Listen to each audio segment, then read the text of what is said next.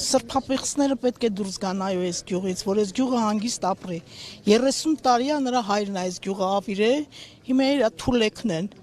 Պետք է իրանց պատիժը կրեն։ Հարված է մթնոլորտը գյուղում։ Դե մարդիկ բոլորը սպասում են պատժեն։ Ինչ սարքում են ամեն ինչ, որ լարվածություն ստեղծեն, դրանք որ չգնան, էլի ավելի բետար բաներ ա լինելու։ Դուք ճանաչում եք ախտոյաններին։ 30 տարի է իր պապանա, ոչ չենք ճանաչում։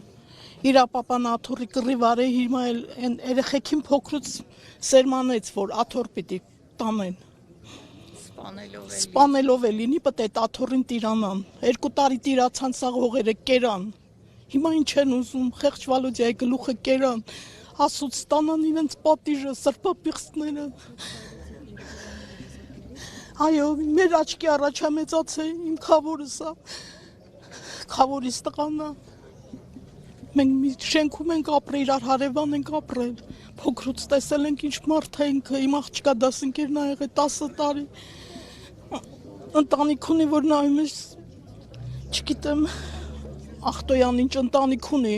ինքը գետինը մտնի իր հորնումոր հետ, որ իր երեխեքին է ձևի դաստիարակեցին, իր երեխեքին գցին կրակը,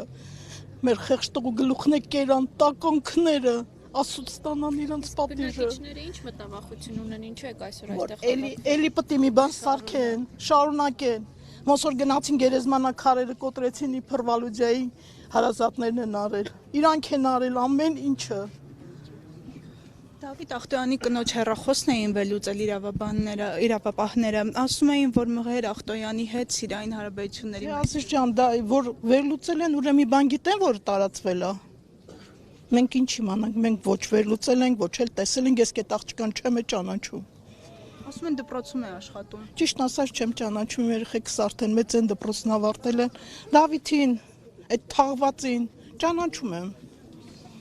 Բայց կնոջը ճիշտ ասած չեմ տեսել։ Ռոհանյանին դուք ճանաչել եք անցյալ տարի, այսինքն այս փետրվարի։ Չէ, իրանց է տենց։ Մի երեխեքի տես տարիքին չեմ իմանում տենց։ Մենք են կողմն ենք։ Ես շատ լավ գիտեմ Գրիգորյաններին, որ ինչ ընտանիք են, ինչ մարդ են։ Ինչ ծնողներ ունեն, ինչ ծնողի զավակներ են, Ախտոյանների նման չեն։